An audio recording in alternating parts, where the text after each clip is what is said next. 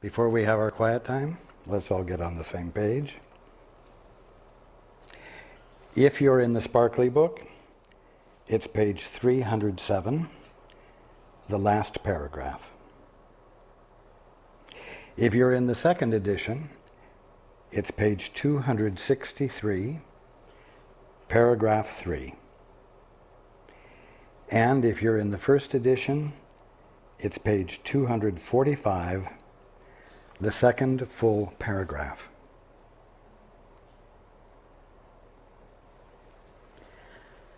Okay, let's take a few moments to be quiet together.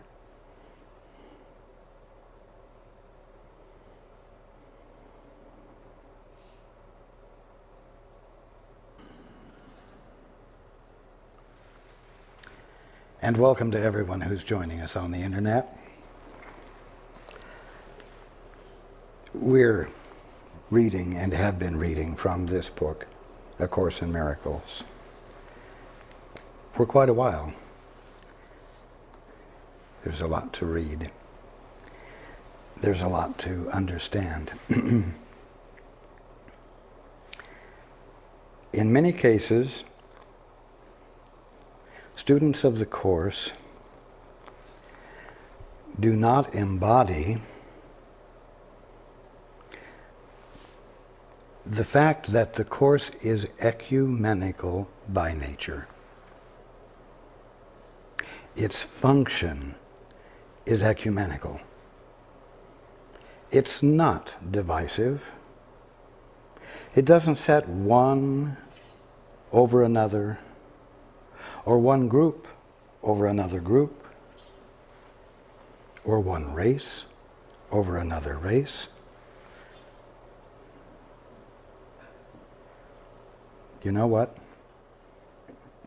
Truth is non-denominational.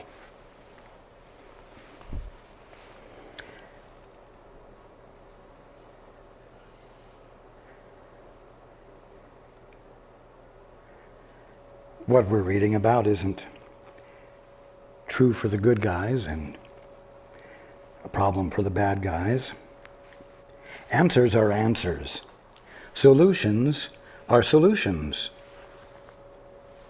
That which corrects, corrects in all cases. 2 times 2 is 4.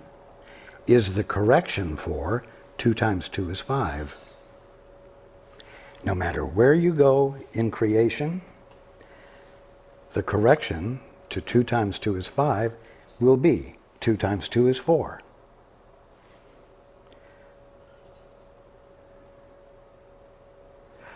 No matter what species you might run into throughout the galaxies,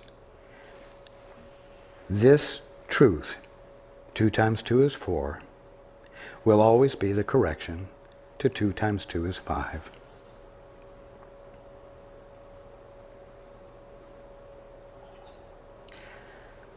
Real correction brings everyone together.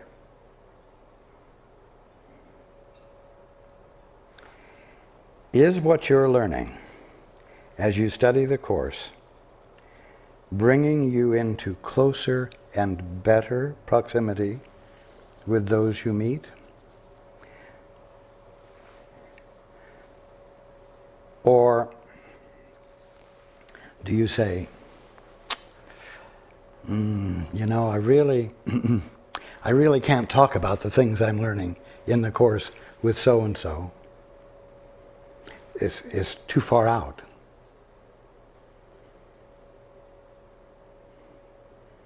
She wouldn't agree. Well, if you were to tell so-and-so that 2 times 2 is 4, would they understand? If you're going to say something to someone else that they're not understanding, it's going to be because you're saying it in an ununderstandable way. And why would you do that? You would do it Because in your reading of the Course, in your reading of the truth, you have couched it in language that has meaning for you and you alone. Oh, which makes it very special, and which makes you very special, and makes it impossible for you to be able to do the two-step with your neighbor.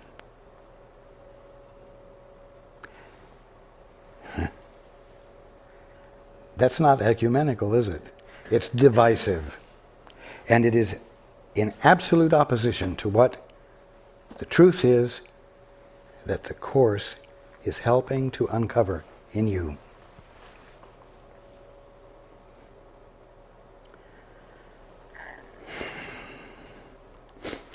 If you can't share what you're learning in the Course with so-and-so, it's only because you have said, well, I don't have the time to be present with this one long enough to glean from this one what words would identify the meaning I've learned from the Course so that they would understand that meaning. And so that we could experience connection, communion, communication.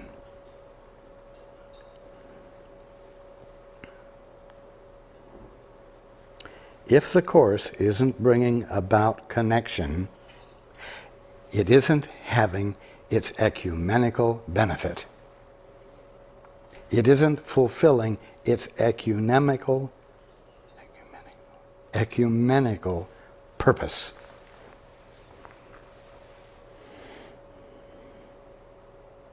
And you're missing the point.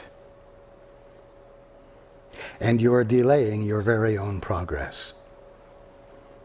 Please, don't ever say again, so-and-so wouldn't understand the Course if I tried to explain it to them. As though the fault lay with so-and-so that you were going to explain it to. Or as though the fault lay in the Course because it was so complex that it's not understandable.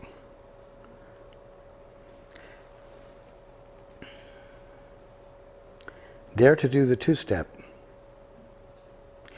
Dare to step back and ask, what is it that I need to know in order to be able to share this truth in a way that will be understood?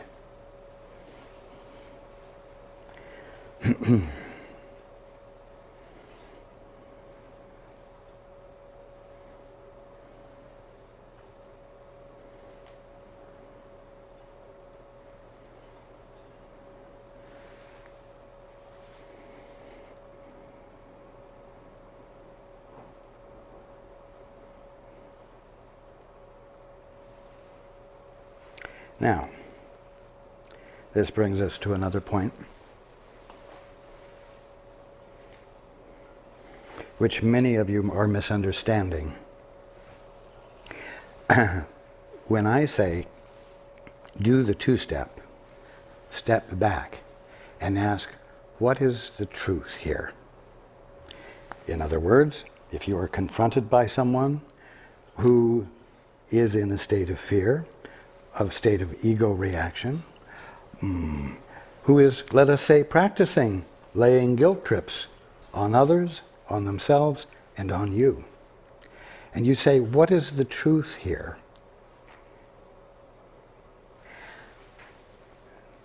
This does not mean that you are asking to find out what the specifics are of the abnormal internal psychological processes that are occurring. In other words, when you're asking to know what the truth is, you're not looking for or being attentive for a specific explanation of the problem. If you're experiencing an abdominal pain, or a pain in the neck, and you do the two-step, you step back and you say, Father, or Holy Spirit, or my guide, what is the truth here? You're not asking for a lesson in physiology. What you're asking for is the truth about neck, abdomen, or whatever. For example, the structural aspects of what you call your body are not constituted of matter. They are constituted of spirit. Spirit is a synonym for God. The substance of your body is not matter, it is spirit. This is the beginning of understanding what the truth is there in your neck or in your abdomen.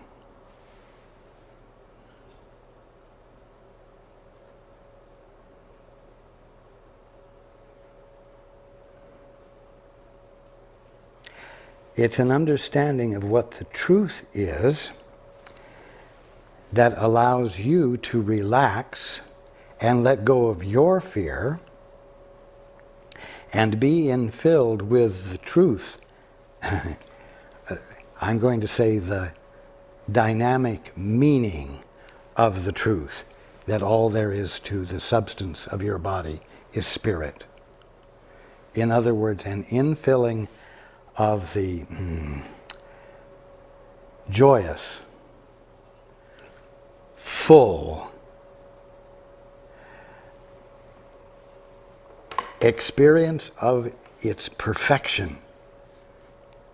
The perfection that is inseparable from that which is sourcing it. In other words, God, where you are feeling God there. Not as a physical sensation, but as a soul experience. This awaits you.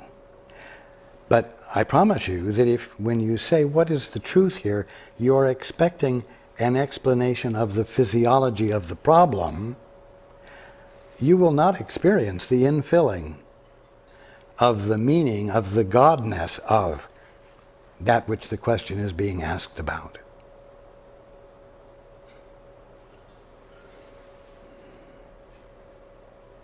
And you will stay at the level of the problem, caught in thinking. This is very important, and I'm going to say it again. When you are asking, what is the problem? When you are asking, what is the truth here? You are asking to know what the divine truth is here, in your neck, in your abdomen, in your toe, in you.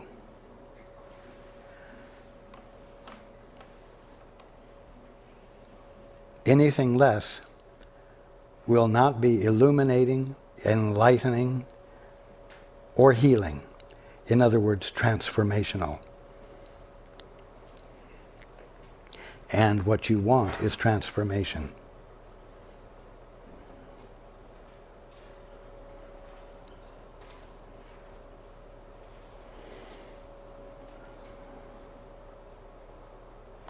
Now, we spoke last time about learning to be quiet and be present with anything in order to let that thing disclose to you what it is. And when it's your brother or your sister that you're willing to be present with, so that the truth might be, and what they are might be revealed to you by them, understand that you are listening for that which comes forth with that which, from that which is real in them. Not the psychological mess that they seem to currently be. You see? This is important. When you want to know the truth, when you want to know the meaning of someone or something, be listening for, be attentive to that which comes from and reveals the divine nature of that one or that thing. Because it is what is divinely true about your brother or about a thing that transforms your awareness of them, illuminating it and imbuing it with the nature of capital L love, divine love, the Father's love, that allows you to see the Father in that one or in that thing. And in seeing the Father there, laying the groundwork for transformation for that one. You make the gift and both of you are blessed.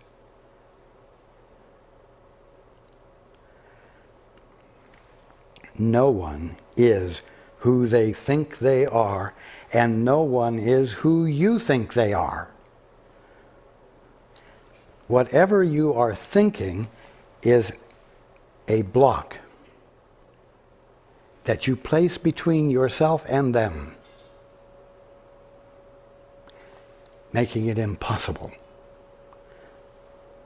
for you to be directly connected with them, where communication can occur, contact can occur, connection can occur, which is the whole ecumenical purpose of the Course.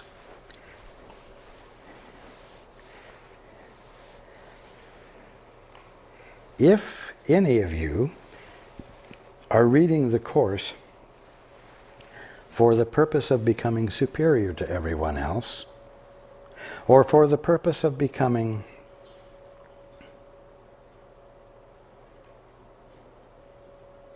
special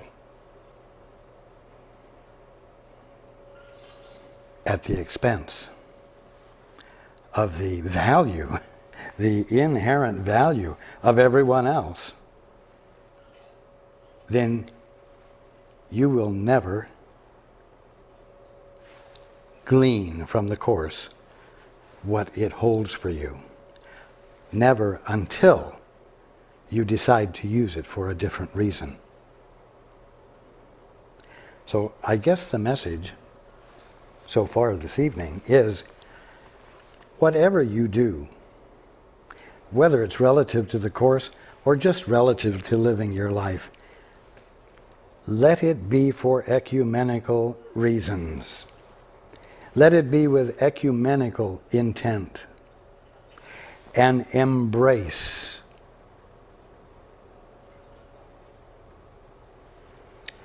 and find the way to express the truth that your brother can hear.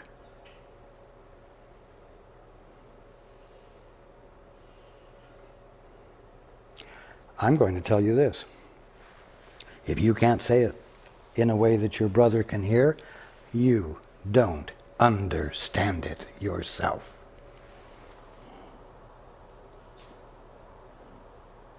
The moment you understand it, it will be easy and joyful to share it in whatever way comes forth.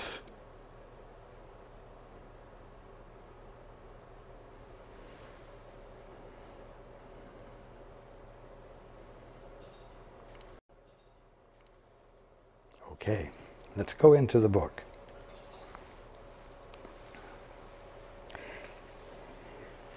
And I'm going to back up one sentence. No one who would unite in any way with anyone for his own salvation will find it in that strange relationship. Now, what does it mean? No one who would unite in any way for his own salvation. Well,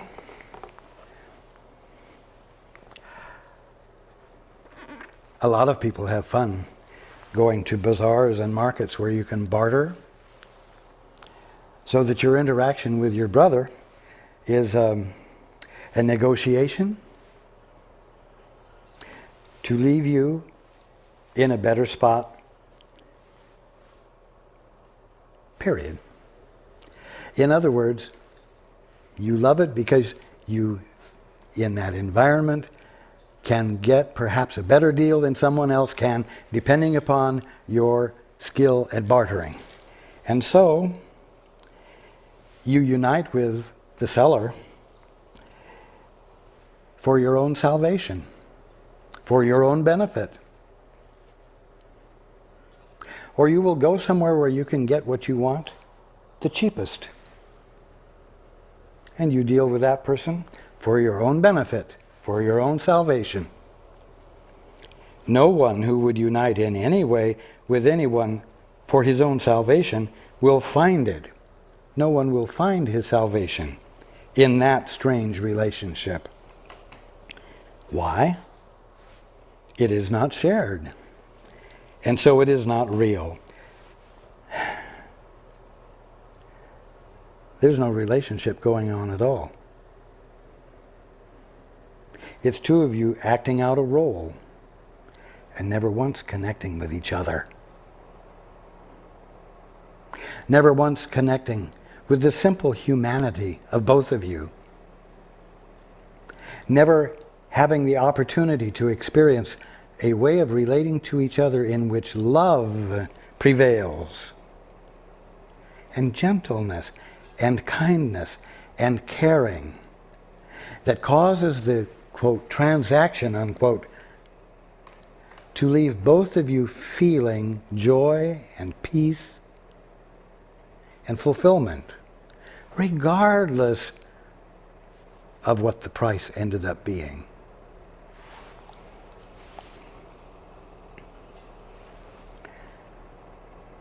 Now, if any of you are paying any attention at all to your relationships with each other during the past 2 weeks when we've been discussing this, it must be becoming obvious to you that you resort often to the use of guilt for the purpose of manipulation. First of all, you employ manipulation. Manipulation that is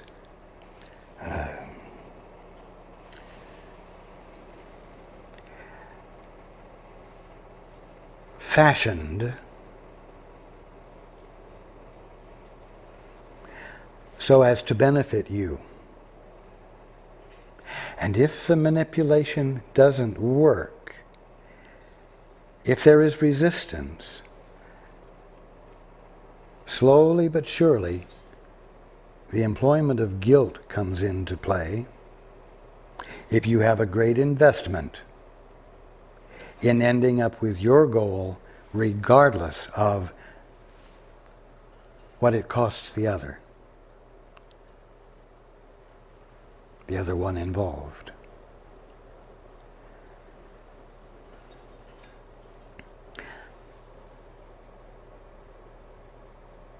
You have found that it's difficult to put down, to lay down, to set aside, to lay aside the practice of guilt. Oh, you want to lay aside your feelings of guilt, and if you're feeling them, you will even meditate. But when it comes to dealing with others, you are not willing to simply lay aside the use of guilt in your relationship. And the reason is because you lack the experience of being present with your brother in an undefended way. Because it takes time, and it does take caring. And that's not part of your normal day. You must be efficient, and you must deal with each other efficiently, and you must learn to express yourselves succinctly so that in the least amount of time the maximum communication can occur, and you can get on to the next thing that needs to be dealt with without your ever having been humanely present with a being of simple value and worth, whose presence, because of what he or she divinely is, holds out for you an experience of fulfillment that can be found nowhere else, but which all of you tend to miss throughout your day, and you all go home at the end of the day lonely.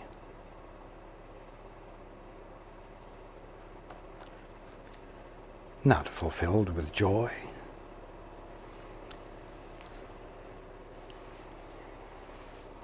And so it's very important what we're reading about. This issue of guilt is very important to understand so that you may find it valuable to simply lay it aside and not process it anymore and not figure it out anymore. Lay it down.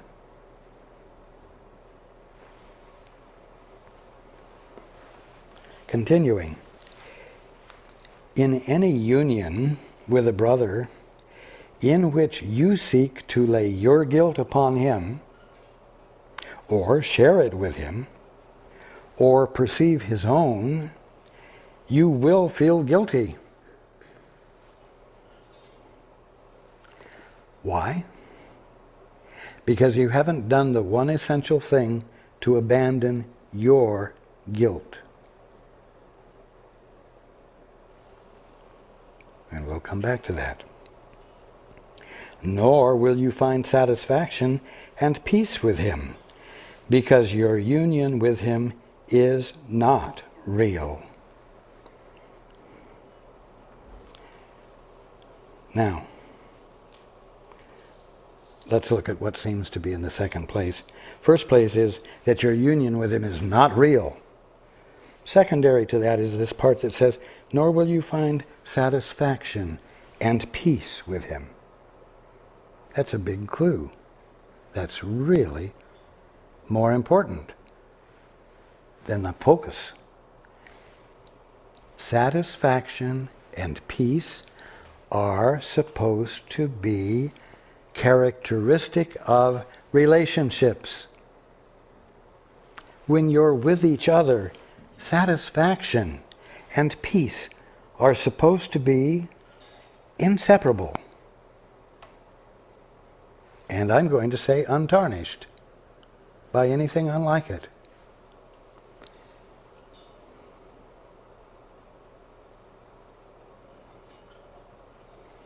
Nor will you find satisfaction and peace with him.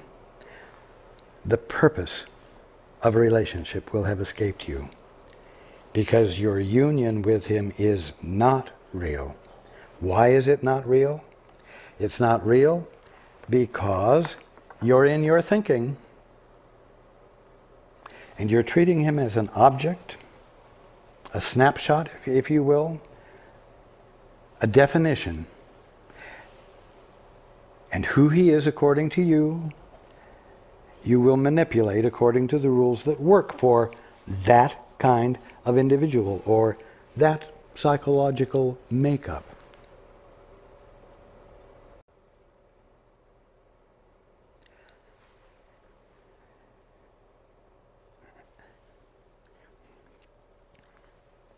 The you that is doing this evaluation and manipulation is not you. Not the divine one that you are.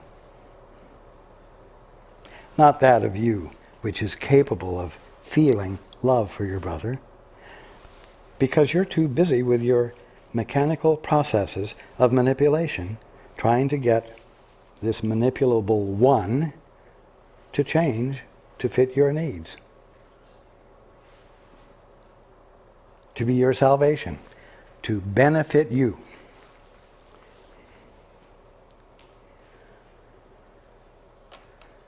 You're dealing with the picture you have of him or her, and not him or her. And therefore, the union is not real.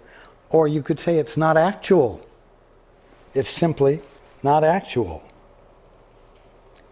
You will see guilt in that relationship because you put it there. How did you put it there? I know this is repetitious, but the mistake you make in perception is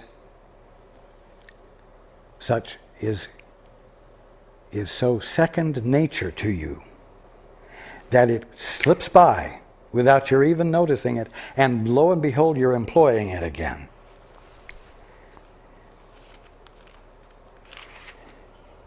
You will see guilt in that relationship because you put it there.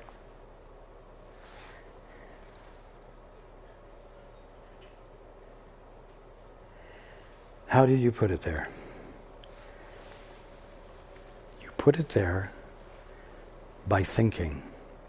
You put it there by abiding in an imagined environment of thoughts strung together by logic and intellect so as to present an orderly picture representing order, but which can't possibly be reflecting order because in its fabrication you were never connected with Source. You were never grounded in the essence of your being. It was all a head trip. Again, let's go through the steps. God being all is God being all there is of you. There is literally nothing else present where any of you are than God.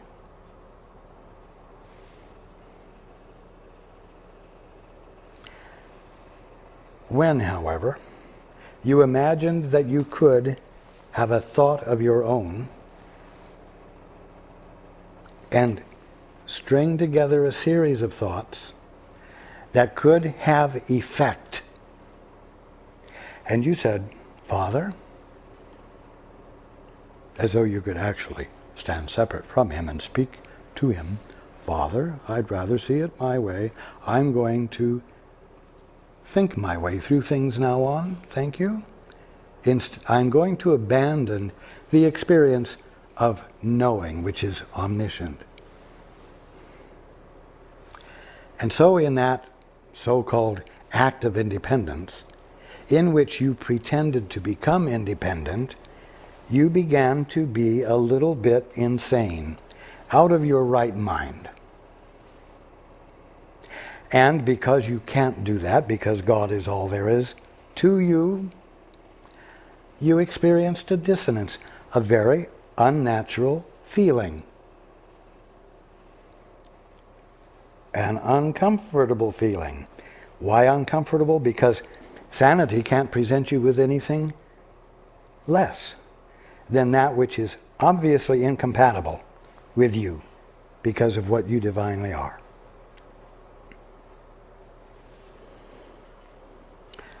The dissonance is saying, come back home. You're trying to do something that won't work, that's all. Stop trying to do it. But this little independent entity, trying to stand there in his own right, says, oh, are you trying to tell me I'm doing something wrong?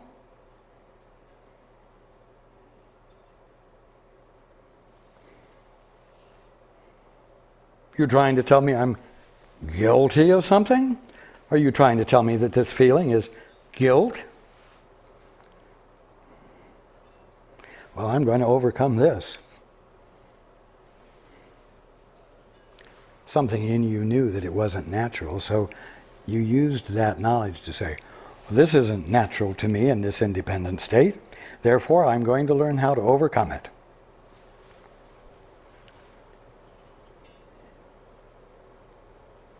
Now, as I brought out in the last couple of sessions, it isn't what you're thinking that is the problem. It's that you are abiding in an arena of thought processes which you cannot attempt to be in without having this dissonant experience which has come to be called guilt. Something which seems to call for penalty and therefore is a fearful thing to you.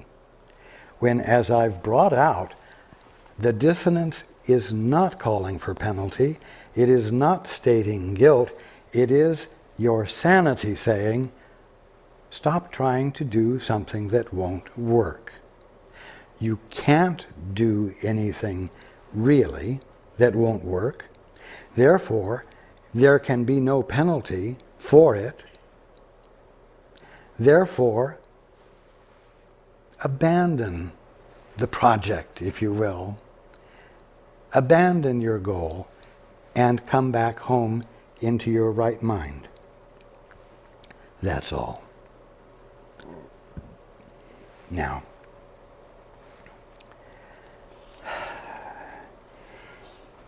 if you were to do the two-step, truly asking, what's the truth here in my brother? What does my brother need to know? And what your brother needs to know is the truth about him, the divine truth, the real truth about the divine one he is. When you ask that, you're abandoning your isolated position. You're abandoning your arrogance. You're abandoning your insistence upon being separate and special. And when you do that, you open the door for connection to occur, for a real relationship to happen. And you will find satisfaction and peace with him, because your union with him will be real.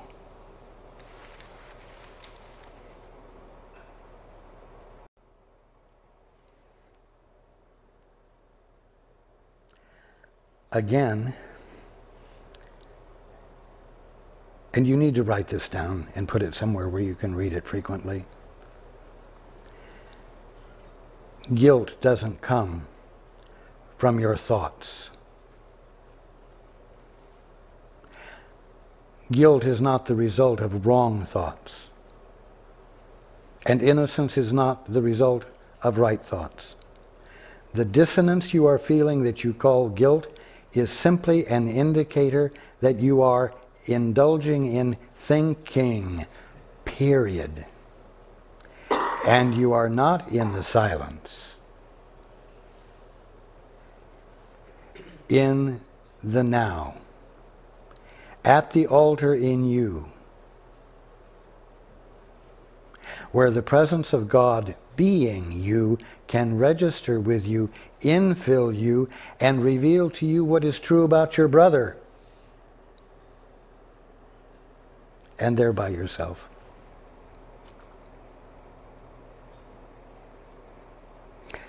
Continuing, it is inevitable that those who suffer guilt will attempt to displace it because they do believe in it. Yet, though they suffer, they will not look within and let it go. See, they've displaced it. You will be the death of me yet, you inconsiderate so-and-so. You are so thoughtless that you make me miserable. Now, you know what? The one being spoken to may be being miserable, may be being irritable, irritating, and thoughtless, may be behaving poorly. But that can't be the death of you. The only thing that can make that the death of you is the thoughts you're choosing to think. And the fact that you're unwilling to step back to find out what's causing the distress you're having, that you're blaming on so-and-so, who will be the death of you yet. You haven't stepped back and engaged in the correction that will dissolve the dissonance. And the correction, again, will not be having a better thought about your brother. The correction will come from abandoning thinking, period, about your brother. And inviting the infilling of clarity, of clarification, of truth to you.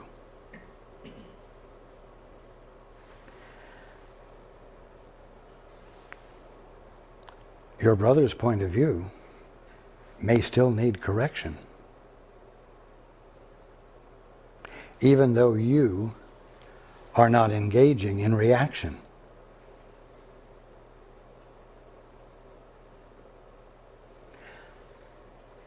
You're seeing things from the environment of thought processes, thinking, in other words, does not cause your brother to behave poorly.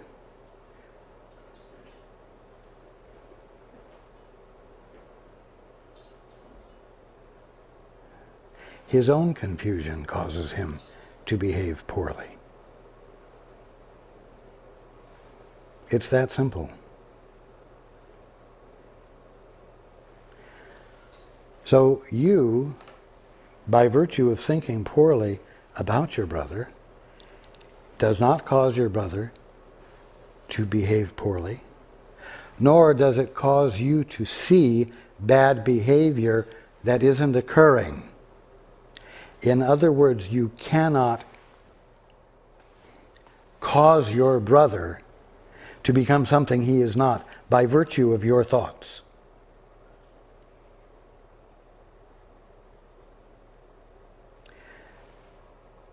I must squelch this idea that what you see that is untrue about your brother is purely a figment of your imagination. He may well be behaving poorly.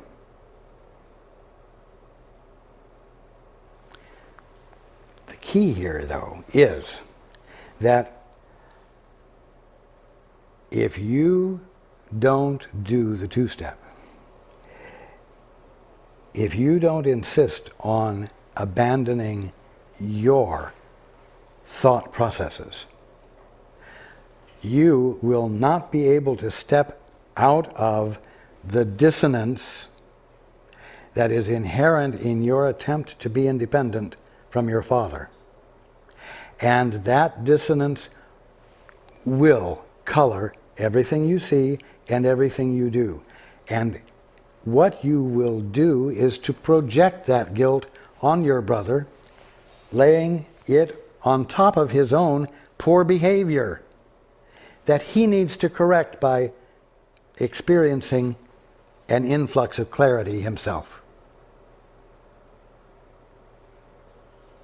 And so you cannot solve the problem that way. And if you say, the bad that I'm seeing my brother do is all in my own mind, that leaves you and your brother in a position where correction and healing cannot occur.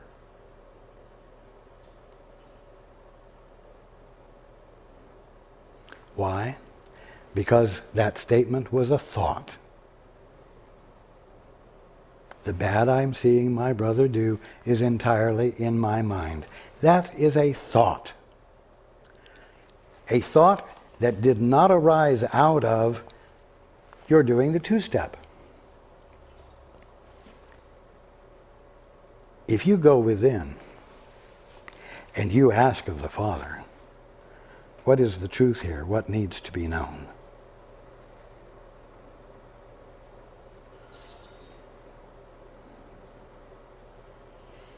You will not be told that the bad behavior you're seeing is a result of your misperception, and that your brother is perfect, with no correction called for. No. If your brother is ignorant,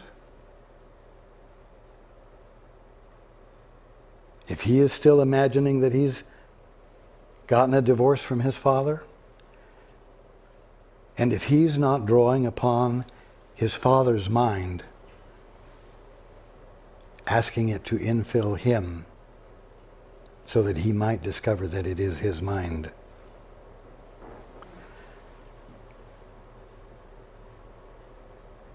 if he doesn't realize that, he's lost.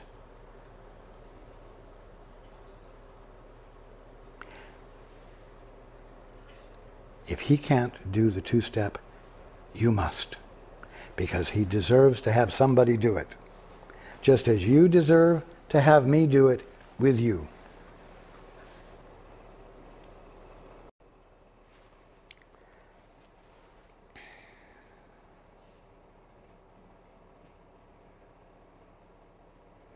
Again, it is inevitable that those who suffer guilt will attempt to displace it. In other words, those who suffer guilt are the ones who are claiming to be independent and experiencing this dissonance. And if you're not awake, that description fits you. It is inevitable that those who suffer guilt, which means every single one of you to one degree or another, it is inevitable that those who suffer guilt will attempt to displace it because they do believe in it. You do believe in it. Yet, though you suffer, they will not look within and let it go. You will not look within and let it go. Let it go how? By abandoning thinking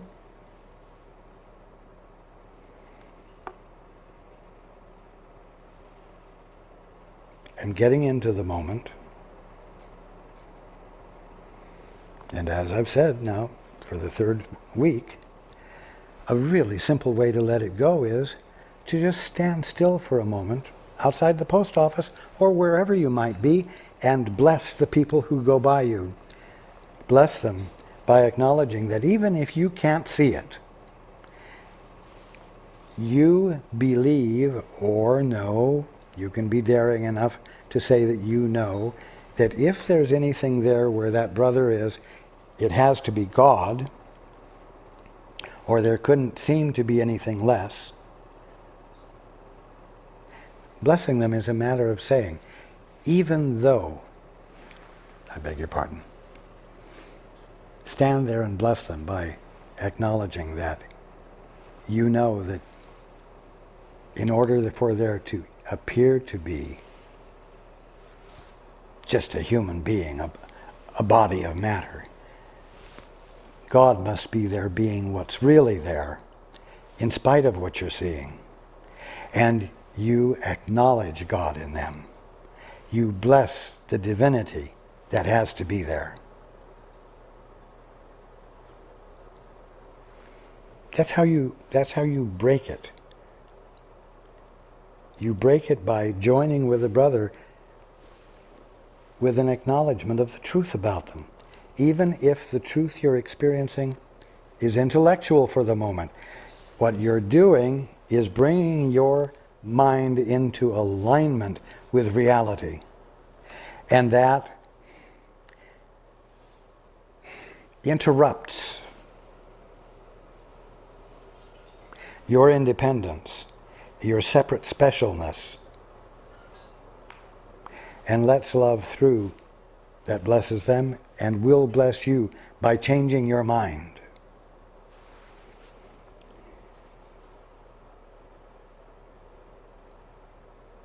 you must look within and let it go by doing the two-step.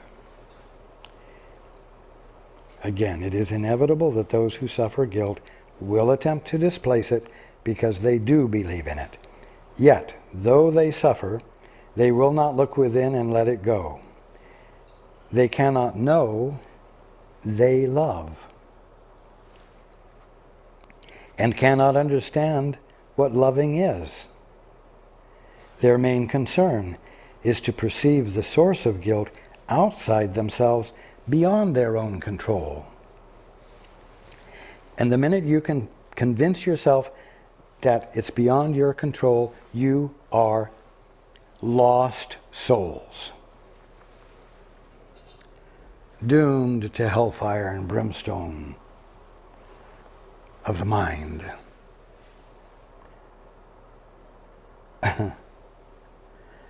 Until finally you say, somewhere down through eternity, I've had enough of this, and something in you rises up and says, I'm going to do something different than think the way I've been thinking. I'm going to abandon thinking. I'm going to go into the silence. And I'm going to what? I'm going to, in the silence, feel into my brother by undefendedly being present with my brother. So that in my openness, who and what my brother really is can reveal itself to me, because that is its inclination. That is its function.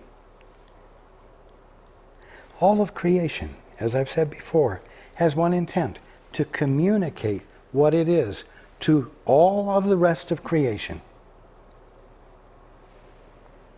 What your brother divinely is, separate and aside from whatever he thinks he is and whatever he thinks he has to do, sits there untarnished, untouched by whatever he thinks, intent upon communicating what the Father is being right there as that one, to you and to everyone.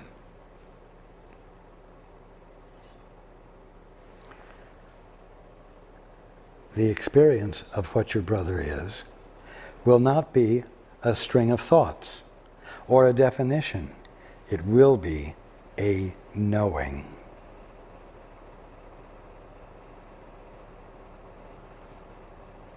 A complete fullness of infinite meaning, with nothing of what that one is divinely left out. None of it waiting until you're finished experiencing this part and absorbed it completely, and now you're ready for the rest of it. But all of it, all at once, in complete unity.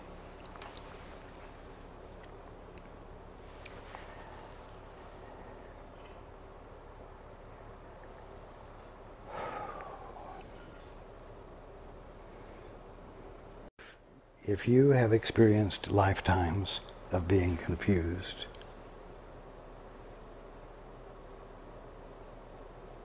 without relief, and as a result of being confused, you have behaved poorly, and you have apparently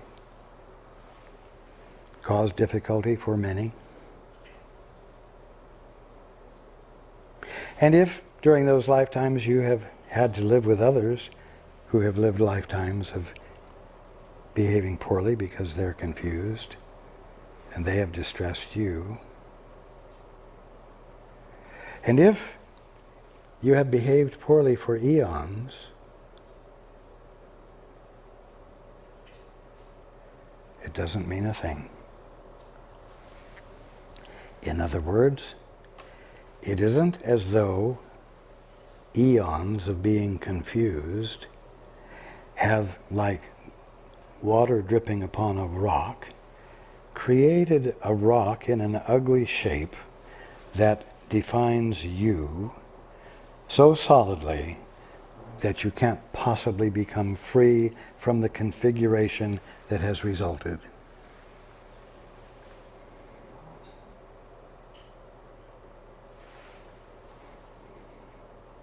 Now that may sound a little nebulous and perhaps vague. So let's say the same thing a different way. Because you can always tell the truth in many different ways. Let's say that in this lifetime only, you have been confused, and you have behaved poorly, and you have created distress for many on an ongoing basis, and you have apparently created enemies. And your behavior has been so poor that you have been incarcerated, placed in prison, and look forward to a lifetime of imprisonment, or a good part of your lifetime imprisoned, as though your behavior has set the configuration of your life into stone.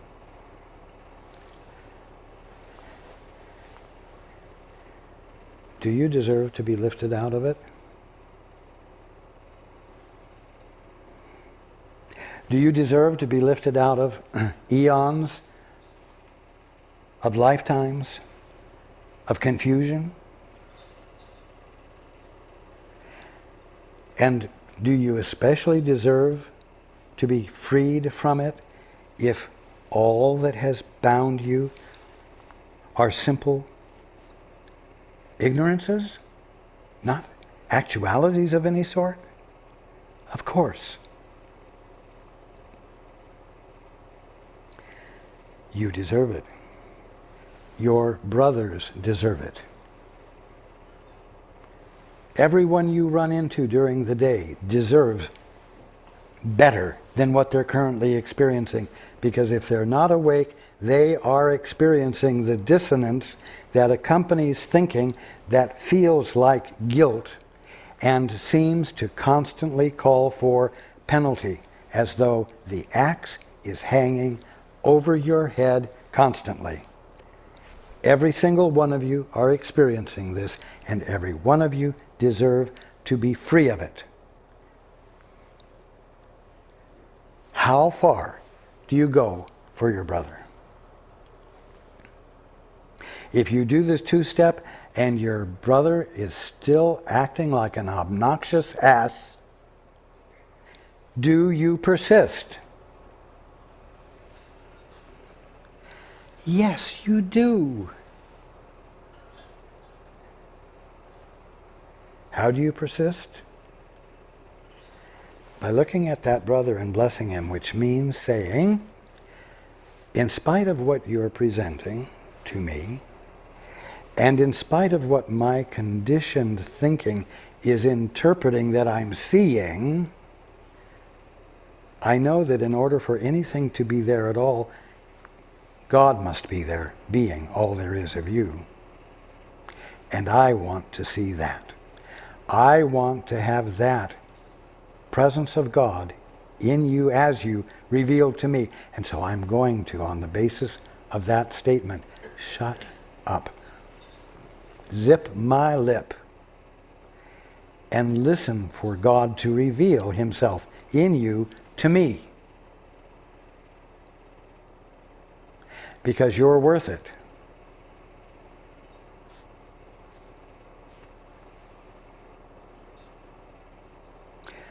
And, although this might seem or sound selfish, you can finish the sentence by saying, and I know that what I give, I get to have.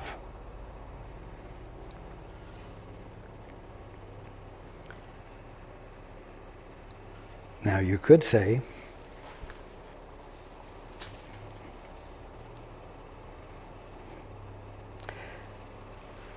that we're violating this statement here that says, no one who would unite in any way with anyone for his own salvation will find it in that strange relationship.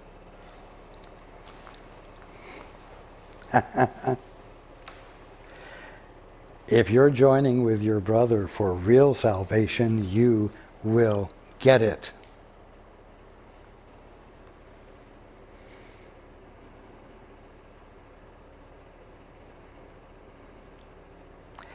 The kind of salvation that was being talked about,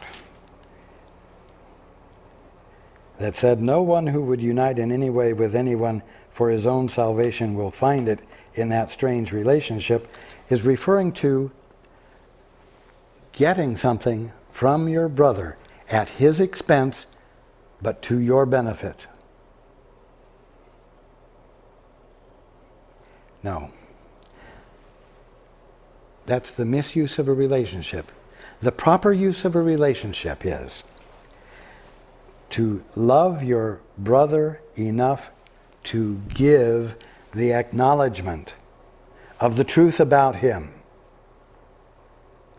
Because in the act of abandoning your isolation and independence, and in your act of caring for your brother and extending to him, giving to him the acknowledgement of the truth about him,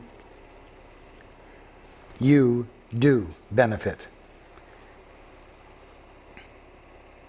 Your function is to look into your brother's eyes and remember God, right? Hey, remembering God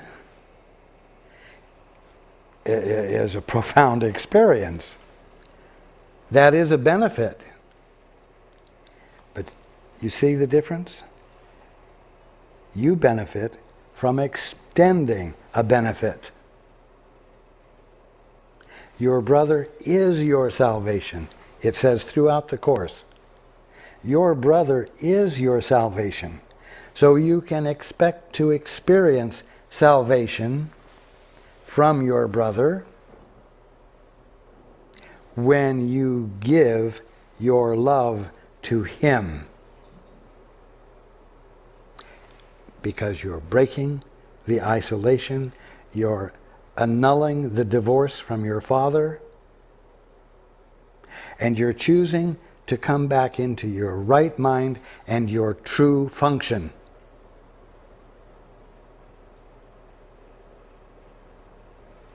Now,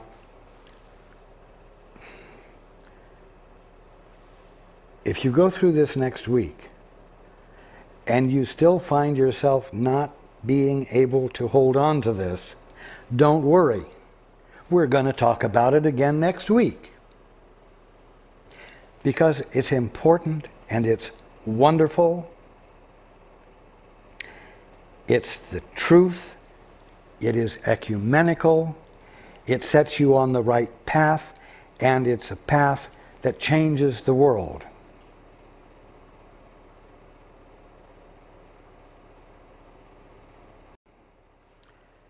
Understanding guilt is not really a matter of understanding the awfulness of it. Understanding guilt is to understand how vacuous it is, how flimsy it is, how non-existent it is. And this is good to see. And you can be happy about understanding what guilt is more clearly than you ever have before. Because it will constitute your what? Restoration. In the Sparkly book,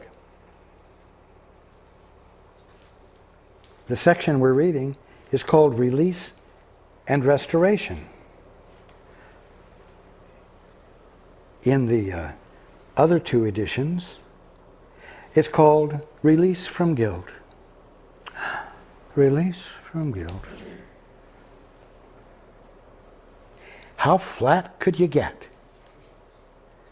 Release from guilt. Wow, it really turns you on, right? Release from guilt. It's like, oh. And so then what? All we're going to talk about is release from guilt? Let it go? No, it's release and it's like release from guilt and its consequent or its consequence. Restoration.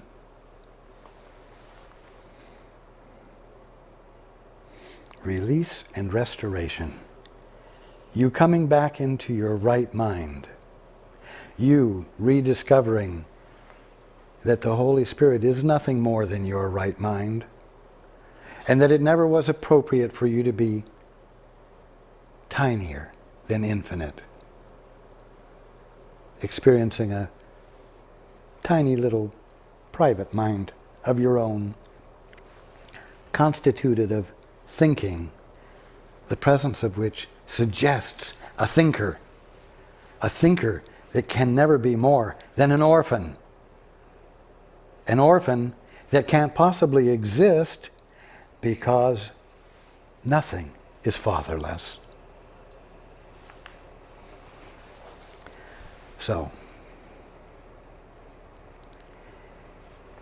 be happy to be becoming clear about the nature of guilt, because the release of it will constitute your restoration to your right mind.